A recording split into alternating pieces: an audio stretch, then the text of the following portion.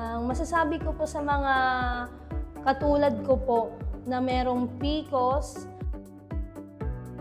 ako po si Christine J. Vicencio, taga Caloocan City po. May sakit po ako na PCOS. Mag-2 years na po ako hindi dinadatnan. Tsaka obese po ako. Nagda-diet naman po ako, hindi po ako pumapayat dahil po sa PCOS, tumataba po talaga ako.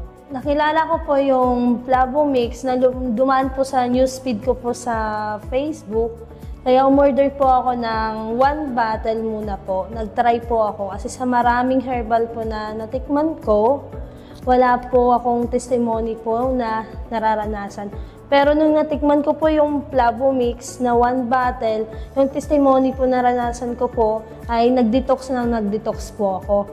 Kaya umulit po ako ng 1 bottle po ng Flavomix.